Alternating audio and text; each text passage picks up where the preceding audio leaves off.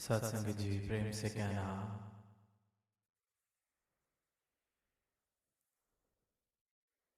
आज दिल्ली के इस मैदान में ये भव्य नज़ारा, ये सुंदर रूप बना है और बात करी जा रही है भक्ति की, मानवीय गुणों की। यशोगान किया जा रहा है इस अविनाशी का, इस दातार प्रभु का। आवाज दी जा रही है कि ये जिसे दूर समझा जा रहा है, जिस परमात्मा को कथनी सुन्नी तक सीमित रखा जा रहा है, ये अंग बसता है, प्राप्त करने योग्य है। जिसने पाया है उसने यही आवाज सारी ही मानवता को देने का प्रयास किया है कि इस अंग संग बसने वाले को दूर ना समझा जाए। ये जो हमारे अंग संग बस रहा है, हमारे घट में बस रहा है, जिसके अंदर इस सारी सृष्टि का वास हो रहा है, इसको दूर ना समझा जाए। कहीं मानवता की भी वही जल में मीन प्यासी मोहे सुन सुनाए हासी वाली अवस्था न रह जाए। जो मानव इस परमात्मा रूपी समुद्र में है, फिर भी प्यासा है, फिर भी वांझा है, तो उस मानव को आवाज दी जा रही है कि ये अंग संग बसने वाली सत्ता को कथनी सुन्नी तक सीमित ना किया जाए, प्राप्त कर लिया जाए, दर्शन कर लिए जाए। इसके साथ प्रेमा भक्ति वाला रिश्ता जोड़ लिया जाए जो एक भक्त और परमात्मा में होना चाहिए।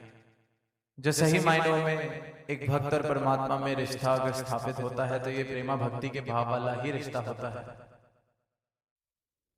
पर वो मुमकिन तभी है जब इस अविनाशी के दर्शन मैं कर लूं, मेरा जीवन उज्जवल हो जाए, रोशन हो जाए। अज्ञानता की जो ये आंख पर पट्टी बंधी है,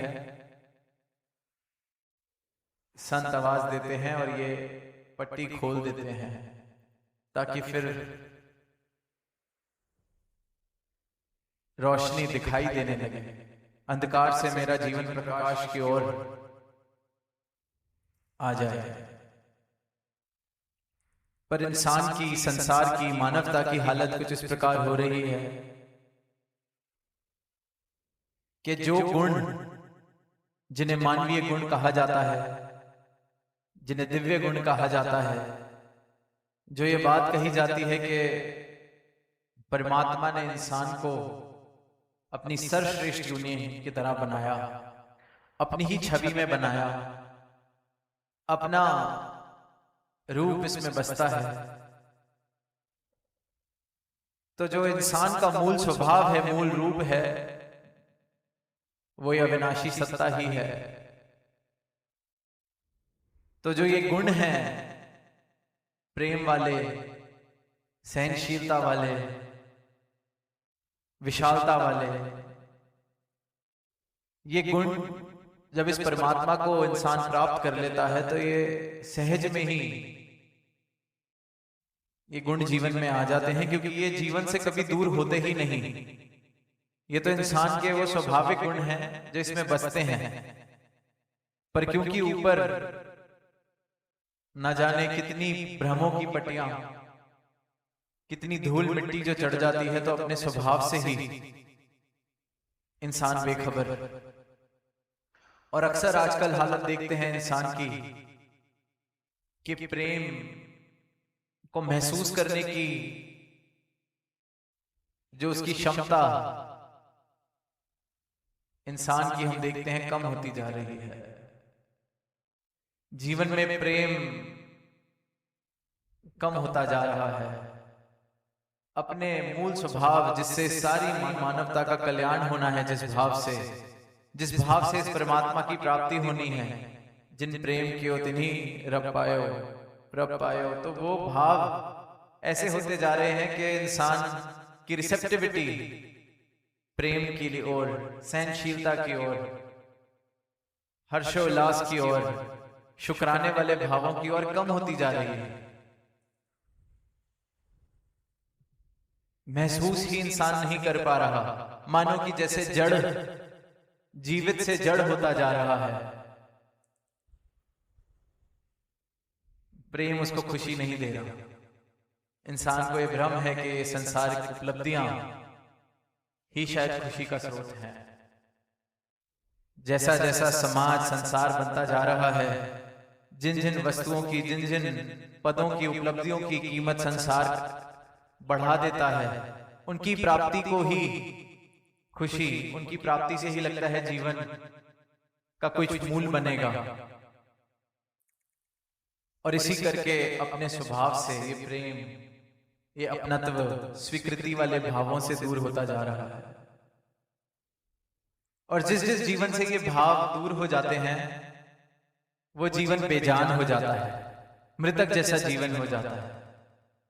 जो पंक्तियां आती हैं कि मृतक कहिए नानका जे प्रीत नहीं भगवंत, कि ऐसे जीवन को मृतक कहा जाए, मरा हुआ कहा जाए, अगर इस भगवंत के लिए प्रीत नहीं है। और अगर भगवंत के लिए प्रीत नहीं है तो फिर जीवन से प्रीत हर चीज में से खत्म होने लगती है। प्रीत के नाम पर, प्रेम के नाम पर सौदेबाजी। जहां देखते हैं कि किसी जीवन में प्रेम हो तो वहां संसारिक रूपों में, जिसे दुनिया कहे कि बड़ी कमी है, पर वो कमी महसूस नहीं होती क्योंकि प्रेम इतना भरपूर। पर वहीं जहां प्रेम ना हो और सब कुछ हो, जिसको संसार सब कुछ मानता है, वहां फिर भी ऐसे लगता है कि सिर्फ और सिर्फ शिकवे, सिर्फ और सिर्फ और मांग, सिर्फ और सिर्फ एक कंगालता वाले भाव। तो इसलिए कहा गया है कि ऐसे जीवन को मृतक कहा जाए। मृतक कहिए नानका जे प्रीत नहीं भगवंत। और जो इन गुणों की, जो दिव्य गुणों की बहार है, जिसमें मानवता प्रफुल्लित हो सकती है, एक सुंदर जीवन के वृक्ष लग सकते हैं इन दिव्य गुणों के बहार के अंदर, इंसान इससे वंचित है। जैसे कि एक पेड़ लगा हो और उसकी जड़ें नाकाम हो जाएं जमीन से पानी खींचने के लिए, तो उस पेड़ को पोषण कैसे मिलेगा? इसी प्रकार इंसान इस प्रकार जड़ होता जा रहा है कि प्रेम, स्वीकृति, खुशहाली, ऐसे भाव, मानो कि प्रेम की रिसेप्टिविटी, जैसे दास ने कहा कि इंसान जो जीवन जी रहा है, जो क्षमता थी उसको जड़ कर बैठा है ऐसे भावों को ग्रहण करने की, ऐसे भावों को महत्वता देने की, ऐसे भावों को महसूस करने की। प्रेम महसूस ही नहीं कर पा रहा है इंसान, तो बाहर कहां से आएगी? शायर ने पंक्तियां कही कि मुझको एहसासे रंग बू ना हुआ, यूं भी अक्सर बाहर आई है। बाहर तो आई, पर मुझे ना रंग का एहसास हुआ, ना खुशबू का एहसास हुआ, अक्सर ऐसे ही बाहर आई। इंसान के साथ भी यही हो रहा है कि ये सदा बाहर परमात्मा, इसकी बाहर कोई मौसम की मोहताज नहीं है कि साल के कुछ समय ये परमात्मा की बाहर आती है। सदा बाहर, हर वक्त, हर पल बाहर ही बाहर। पर इंसानी जीवन ऐसे हैं कि पूरे पूरे जीवन खत्म हो रहे हैं, पूरी पूरी इस शरीर की यात्रा खत्म हो जाती है और एहसासे रंग बू ना हुआ कि ये परमात्मा की ये जो रंग हैं, ये परमात्मा की जो इतनी सुंदर अंग संग रहने वाली ये जो सत्ता है, इसका एहसास ही नहीं मैं कर पाया। इसकी बनाई हुई सृष्टि में इसके रंग ही मैं नहीं देख पाया, इसकी महक ही मुझ तक नहीं पहुंच सकी। मुझको एहसास से रंग बू ना हुआ, यूं भी अक्सर बाहर आई है। शायर ने तो अक्सर बाहर कहा, दास ने कहा है कि सदा ही बाहर है और पूरा पूरा जीवन व्यतीत हो जाता है, पर इस परमात्मा का एहसास इंसान नहीं कर पाता, इसके रंग नहीं देख पाता, इसकी प्राप्ति करके इसके रंगों की, इसकी खुशबुओं की बहार अपने जीवन में नहीं ला पाता। इसलिए देखते हैं कि इंसान के जीवन से ये जो प्रेम वाले भाव हैं ये खत्म होते जा रहे हैं, सहनशीलता वाले भाव खत्म होते जा रहे हैं कि खुद माफी मांग ले अगर कोई गलती हो गई, ऐसे भाव खत्म हो जा रहे हैं। माफ कर दें, ऐसे भाव खत्म हो जा रहे हैं। सब कुछ हासिल होके भी इंसान की नजर जो है सिर्फ वहां जाती है जो नहीं है, क्योंकि अधूरे संसार के साथ रिश्ता है, अधूरे संसार की कीमत है जो कभी मुझे पूर्ण महसूस नहीं करा सकता। तो मेरी नजर भी वो फिर ऐसी ही बन जाती है जो कमियां देख रही है। जैसे कहते हैं कि एक सफेद चादर पर एक छोटा सा काला एक बिंदु बनी हो तो मेरी नजर सिर्फ वही है, कमियां, ये नहीं मिला, बाकी जो मिला है उसका शुक्राना नहीं। इसलिए फिर भक्त कहते हैं कि शिकवे से शुक्र में आए, शुक्राने वाले भाव जीवन में आते हैं तो मतलब ये परमात्मा की बहार मेरे जीवन में आ रही है। और ये शुक्राने वाले भाव जीवन में सदैव के लिए, टिकने के लिए तभी आ सकते हैं जब जो प्राप्त करने योग्य है इसकी प्राप्ति हो जाए।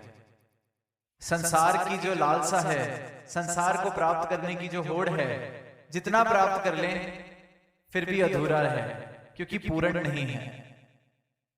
पूर्णता सिर्फ और सिर्फ इस पूर्ण में है, इस परमात्मा में है। तो जिसने भी इस पूर्ण को प्राप्त किया है उसने फिर शुक्राना किया है, क्योंकि उसके जीवन में अब कोई सांसारिक उपलब्धियां वाद घाट नहीं कर सकती कि ये मिल गया तो आज मेरे जीवन की कीमत बढ़ गई, ये कोई ले गया मुझसे तो मेरे जीवन की कीमत घट गई, स्टॉक मार्केट का लूची हो गई तो मेरे जीवन की कीमत बढ़ गई, कल स्टॉक मार्केट कम हुई, मेरा दिवाला निकल गया तो मेरे जीवन की कीमत घट गई। भक्त जो है अपने जीवन की कीमत इन संसारिक उतार चढ़ावों से नहीं लगाता, क्योंकि उसको अपनी सही कीमत, अपना मूल मिल जाता है, ये परमात्मा मिल जाता है। अब ये जो असीम सत्ता है, अविनाशी सत्ता है, अकाल पुरख है, इसको ऐसी कौन सी उपलब्धि देकर इसकी हम कीमत बढ़ा सकते हैं या घटा सकते हैं? ऐसा क्या इस परमात्मा को दे देंगे जिससे ये बढ़ जाए, या इससे ऐसा क्या ले लेंगे जो ये घट जाए? इसी प्रकार जो भक्त है, जिसने इस परमात्मा को प्राप्त कर लिया, उसका जीवन भी पूर्ण हो जाता है, क्योंकि पूर्ण से जुड़ गया। तो फिर उस जीवन की भी कीमत इन संसारिक उपलब्धियों के आने जाने से नहीं है। उसको बखूबी पता है कि ये माया का जो रूप है, इसके साथ अनासक्त आसक्ति के भावों से जीना है, डिटैच्ड अटैचमेंट के भावों से जीना है तो मुबारक, नहीं है तो भी मुबारक। तो ये जो भाव हैं अनासक्त आसक्ति वाले, ये तभी आते हैं जब मुझे मेरे मूल की प्राप्ति हो जाए, मेरे मूल का बोध हो जाए, जब मुझे समझ आ जाए कि मैं भी इस पूर्ण का ही अंश हूं, तो मैं भी पूर्ण हूं, तो फिर जीवन में प्रेम आता है। क्योंकि जीवन प्रफुल्लित है, जीवन में फिर अधूरापन नहीं है, और जहां अधूरापन नहीं है वहां प्रेम है। क्योंकि प्रेम का घाटा तो तब होना शुरू होता है जब सिर्फ शिकवे, जब सिर्फ लालसाएं, जब सिर्फ किसी को चोट पहुंचा के खुद ऊंचा होने के भाव हैं, किसी की लकीर छोटी करके अपनी लकीर बड़ी करवाने के भाव हैं, तो प्रेम कहां से आएगा? जो पूर्ण हो गया, इस परमात्मा को प्राप्त कर लिया, इस परमात्मा से प्रेम का रिश्ता जिसका स्थापित हो गया, तो फिर उसका इस परमात्मा की रचना से भी प्रेम का रिश्ता ही बनता है। फिर वो घट घट देखे अलग को, हर घट में इस परमात्मा को देख रहा है, फिर हर घट से प्रेम कर रहा है। फिर उसके जीवन में ये सदाबहार परमात्मा है। फिर उसकी अवस्था ये नहीं कि मुझको एहसास रंग गुना हुआ, फिर तो वो हर जर्रे में, हर पत्ते में इस परमात्मा के रंग देख रहा है, हर जर्रे में, हर पत्ते में इसके दर्शन कर रहा है, इसकी महक देख रहा है, इसकी प्रेम वाली महक, प्रेमा भक्ति वाली महक वाला वो जीवन बन जाता है। तो इस सदाबहार परमात्मा के साथ जुड़ के अपने जीवन में बाहर लाई जा सकती है। और ये तब तक मुमकिन है जब तक ये श्वासें चल रही हैं। तो जहां संतों ने युगों युगों से यही संदेश, यही आवाज सारी मानवता को दी कि सदा बाहर परमात्मा के दर्शन कर लें, अपने जीवन में बाहर ले आए। क्यों बंजर एक जीवन जिया जा रहा है? ये एक प्रफुल्लित जीवन हो सकता है जहां प्रेम के फूल हों, सहनशीलता के फल हों, एक सुंदर हरा भरा संसार बसे प्रेमा भक्ति के आधार पर। क्यों एक बंजर धरती बनाई जा रही है जहां गुलजार बनाए जा सकते हैं? तो इन्हीं भावों के साथ समय को देखते हुए दास इजाजत चाहेगा प्रेम से कहना धन्यवाद।